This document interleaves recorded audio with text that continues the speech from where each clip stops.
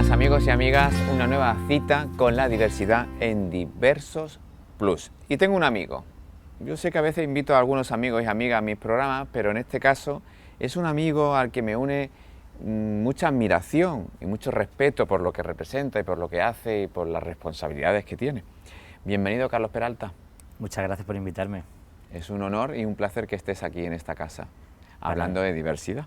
Para mí también, la verdad que estoy muy contento de estar aquí. Era muy importante que tú estuvieras aquí porque si de algo el colectivo tiene hueco es con el tema del deporte, ¿verdad? Es como ahí que, sobre todo por el deporte estrella, el fútbol, que si salen o no salen del armario, que si se habla o no de él y tal. Entonces es muy importante que personas como tú, que han dado el paso de esta visibilidad natural de las cosas, nada más y nada menos que un medallista olímpico, entrevistarte y que nos cuente esa experiencia, pues para mí es un verdadero honor, así que toda tuya la entrevista. Muchas gracias, la verdad que sí, sigue habiendo muchísimo tabú en el tema del deporte, hay muchos pasos que conquistar, porque realmente el deporte, uno de los motivos más importantes que mueve mucho a la gente y que la sociedad intenta reflejarse en el deporte, ¿no? En los propios objetivos, tener el reconocimiento social que tiene el deportista.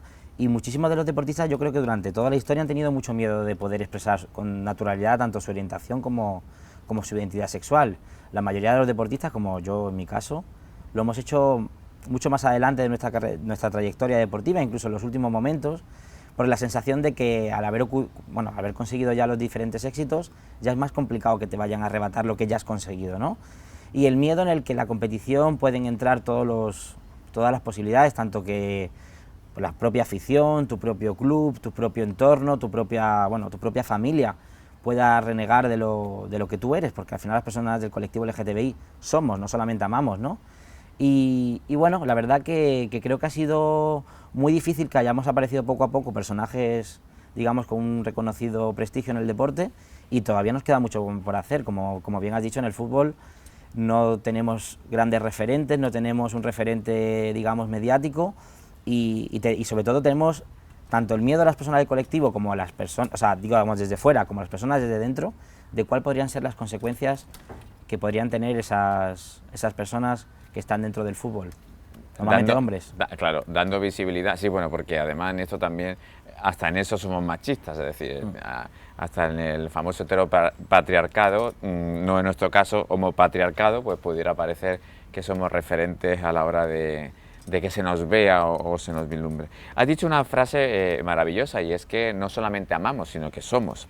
Porque a veces se confunde el colectivo en relación a lo lúdico festivo de la orientación sexual y las connotaciones que tiene practicar sexo con el hecho de ser o amar. Es decir, primero soy persona y no tengo por qué amar a nadie, me tienen que respetar por como yo soy en mi orientación. Sí, muchas veces lo que ha pasado también en el colectivo, en el deporte y el colectivo LGTBI es que se ha asociado como una discriminación, digamos, también hacia lo femenino, ¿no? Yo creo que no viene siendo solamente un problema del colectivo LGTBI, sino también es un problema de machismo, ¿no? Lo que hemos dicho, de odio hacia la mujer, odio a lo femenino, por una implicación o una asemejación falsa a lo débil, ¿no? Y poco a poco, pues, esto se está intentando romper. También las referentes mujeres que están haciendo mucho espacio en el deporte son muy necesarias, y también muy importante saber diferenciar que amar o ser es una característica personal, individual, que no tiene nada que ver con lo valioso que podamos ser en un deporte, que eso es lo realmente importante que tiene que tener un deportista. Y en el aspecto de ser, yo por ejemplo, es verdad que empecé con el descubrimiento personal que tenemos cada uno sobre mi orientación sexual hacia los hombres, pero mucho más importante que eso es todo lo que implica la protección del colectivo, por eso nos intentamos arropar dentro de él. Y yo, por ejemplo, cuando salí poco a poco del armario, una de las cosas que más me llenó fue también descubrir que había un entorno seguro, ¿no? Un entorno en el que yo podía descubrir mi personalidad, y cuando lo mantuve completamente en secreto, mis resultados deportivos obviamente no cambiaban. Entonces, mejoraron. Entonces, es importante sobre todo entender ese paraguas con el que nosotros arropamos el colectivo. No queremos separarnos, pero queremos sentirnos seguros, y poco a poco te vas dando cuenta de que tu orientación te hace ser, no solamente hace una característica de lo que amas, sino también te identifica como persona y te hace una persona diferente. Y la diferencia y la diversidad está el enriquecimiento. Igual que hay deportistas que a lo mejor pueden tener pues un tipo de familia o pueden tener otro tipo de gustos, digamos, musicales, pues también hay orientaciones y deberían ser iguales de válidas porque son un derecho y no se pueden cuestionar. Has dicho algo que me ha hecho esbozar una sonrisa, lo de salir del armario poco a poco. Todos hemos salido del armario poco a poco, porque salir de manera brusca pues nos hería o hacía que nos hiriesen más, ¿no? ¿Cómo fue tu proceso, si lo quieres contar? No en lo particular del detalle privado, sino cómo fue tu proceso emocional, cómo viviste eso. Mi proceso emocional fue muy difícil, sinceramente. Yo empecé a tener una atracción a los hombres que no va muchísimo más allá de lo sexual, la atracción del querer, del compartir, del sentirte como la pieza que quieres tener en tu vida, ¿no? Como que encaja, como la sensación de que te sientes completo. Entonces para mí fue un proceso muy difícil porque tenía tanta homofobia por el deporte metida en mi cabeza que las primeras veces que estuve con hombres me generaba rechazo el hecho de verme en un espejo, pero no el hecho de cómo me sentía.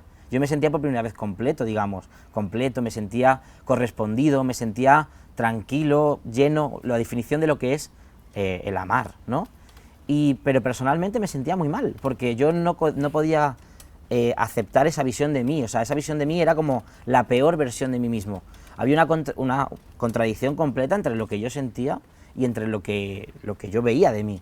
Entonces el primer proceso fue un montón de rechazo, pero un rechazo muy a lo personal. Yo no intenté nunca mostrar el rechazo hacia esas personas o parejas con las que compartí un escaso tiempo, ¿no? Fueron a lo mejor 2 o 3 años, y cuando ya pasaron los Juegos Olímpicos, curiosamente esa afinidad yo la seguía teniendo, pero lo que me empezó a ocurrir es que yo empecé a dejar de rechazarme. Dije hasta aquí, ya basta, y yo voy a empezar a ser, porque yo necesitaba sentirme completo, no puedes sentir rechazo siempre el resto de tu vida, es una sensación muy horrible. Sí. Y en el deporte estás constantemente expuesto a la sensación de rechazo, pero ya no solamente por tu orientación, por tus estudios, por tu familia, sino también por todo lo que hagas deportivamente que pueda ser cuestionado y pueda ser utilizado en tu contra. Hay que saber que el deporte de alta competición, cualquier herramienta te puede hacer daño. Entonces yo llegué a un momento en el que, al haber conseguido lo que más quería, ¿no? Llegar a unos juegos, récord de España, campeonatos de Europa, un amplio currículum, por fin me sentí con la seguridad de poder demostrar quién era.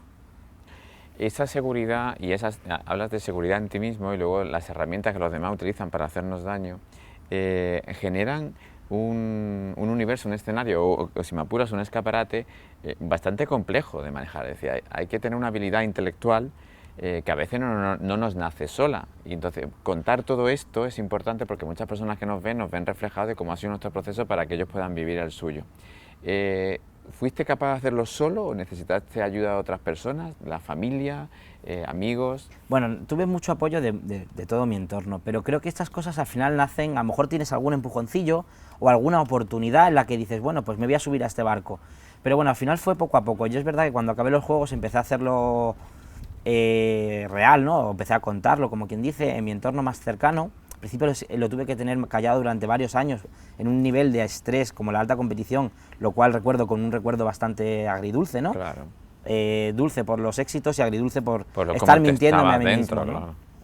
Y posteriormente pues empecé a vivirlo con más naturalidad, empecé a acercarlo un poco a mi entorno deportivo, en la que empecé a tener una respuesta que era diferente a la que yo me había imaginado, lo que había tenido con mi entorno. Y cuando encontré la posibilidad de hacerlo público, lo hice por mí. Yo siempre lo digo, la primera vez yo lo hice por mí, porque necesitaba cerrar ese capítulo de mi vida y abrir un nuevo capítulo en el que fuese ya un deportista abiertamente gay, porque no quería que eso me siguiese haciendo daño.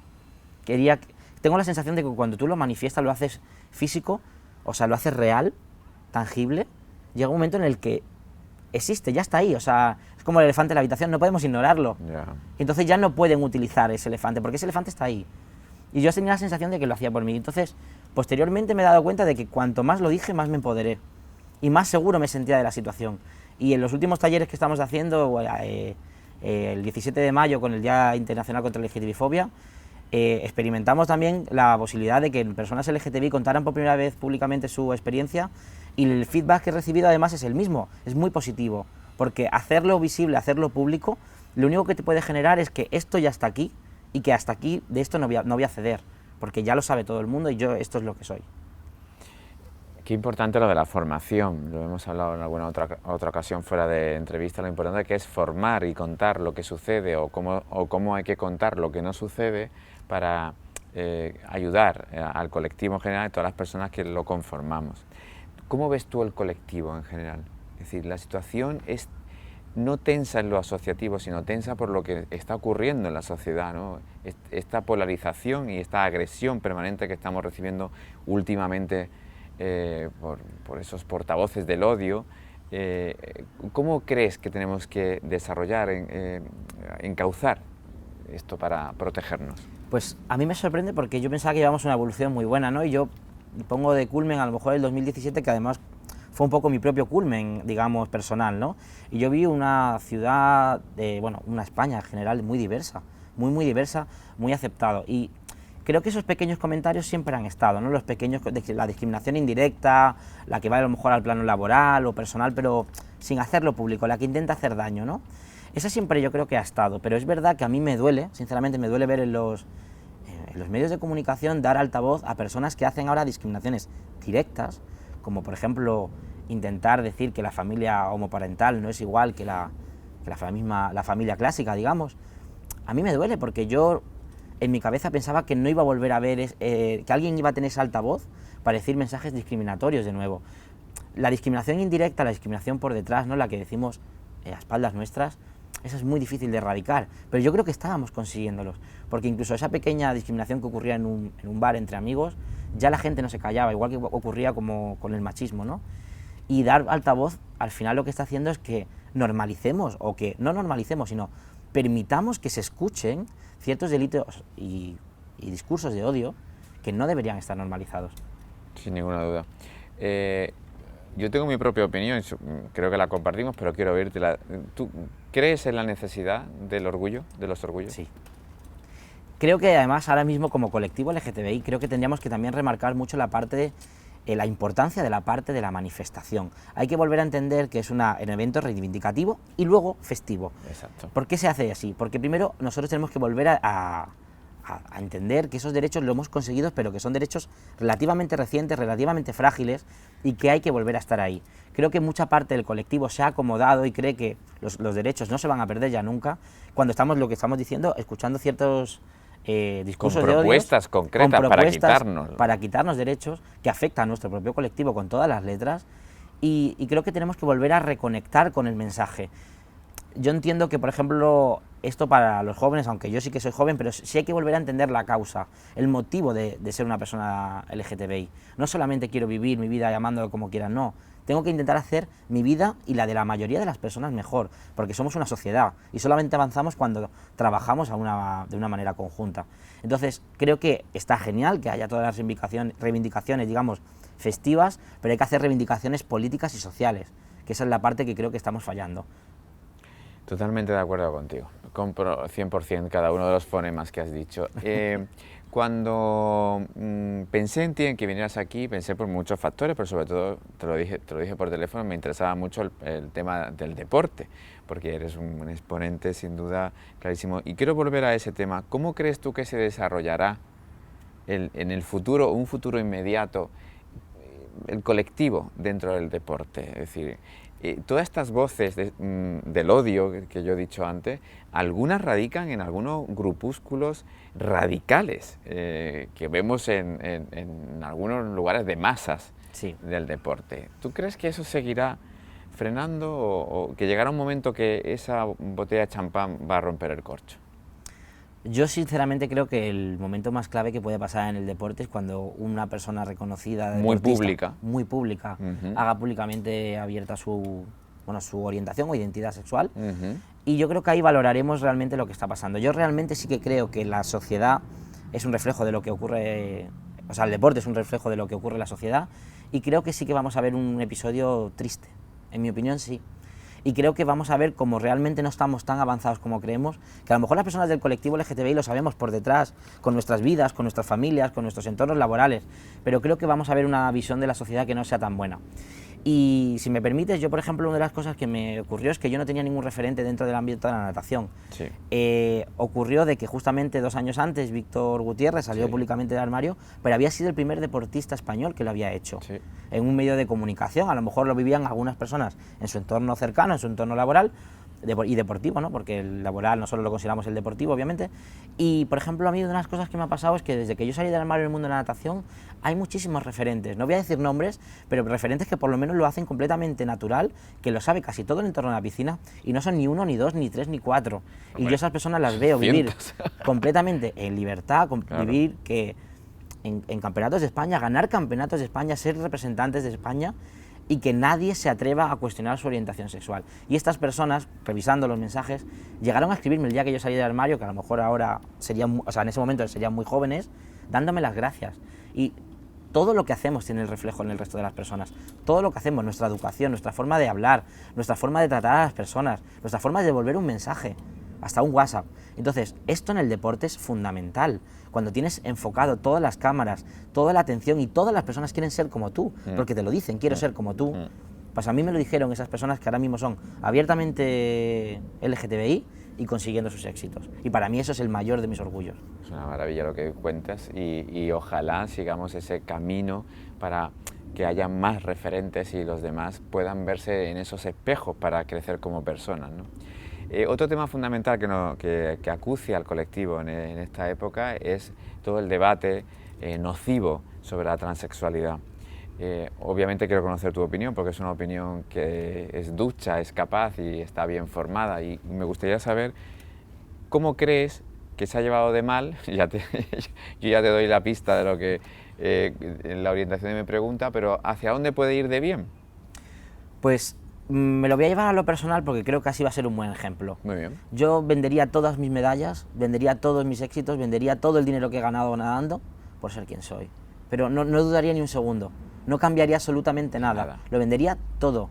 ¿Por qué? Porque la primera es la realidad de quién eres, el derecho a ser una persona del colectivo LGTBI, a ser una persona con todas tus libertades, con todos tus derechos, con las obligaciones que tengas, pero ser.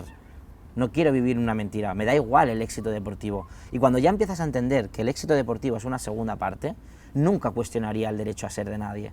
Entonces, como decía pues casualmente una carta de un republicano americano, además un republicano, ¿no? Decía que de todas las personas que hacían deporte, creo que un 0,5% era trans. Y de ese 0,5%, el 99% hacía deporte amateur, que es el deporte que no es de alta competición, que simplemente es un deporte bueno, normal. Y yo creo que si las estadísticas eran de 30.000 niños, hablaba de que había una persona, chico o chica trans, que estuviese haciendo deporte de alta competición, y la alta competición puede tener muchos rangos, desde una liga americana hasta un campeonato del mundo o unas olimpiadas. Y además de eso siempre me ha llamado mucho la atención la fijación que hay hacia las chicas trans. Sí. Porque además, cuando estamos hablando ya del propio colectivo, se está atacando siempre a las chicas trans, pero nadie hace ninguna alusión a los chicos trans. Y luego tampoco se hace ninguna alusión al tipo de deporte, porque hay algunos deportes en que, por ejemplo, la flexibilidad predomina, y sabemos que la flexibilidad es predominantemente mejor en las mujeres, ¿no? Entonces, me llama mucho la atención el sesgo que se genera hacia la discriminación, porque siempre va enfocada al mismo punto, en atender al escalón más débil.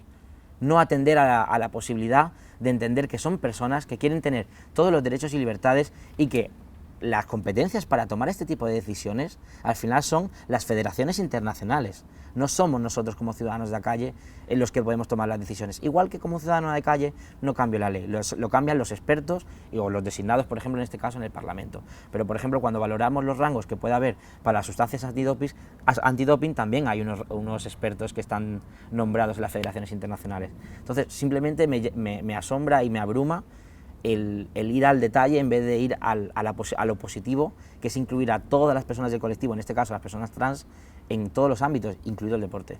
Te apunto como resumen a lo que dice, que es un sesgo discriminatorio de la discriminación. Sí.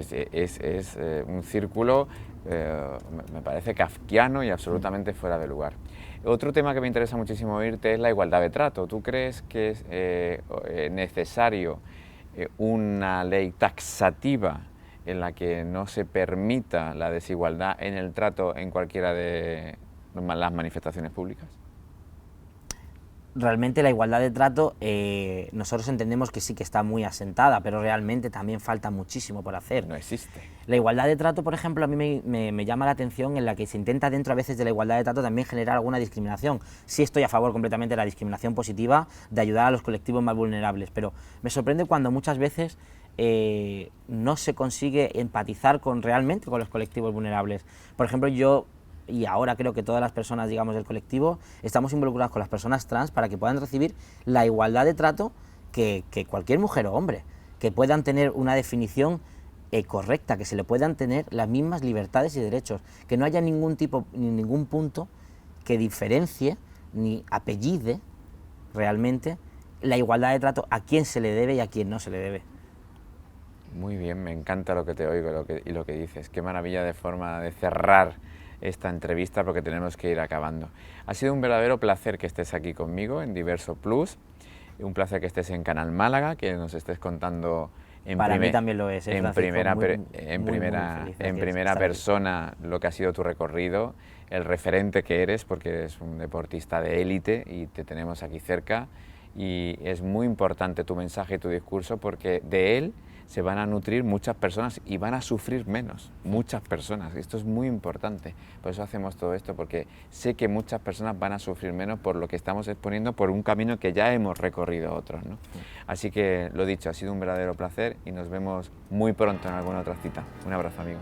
Gracias.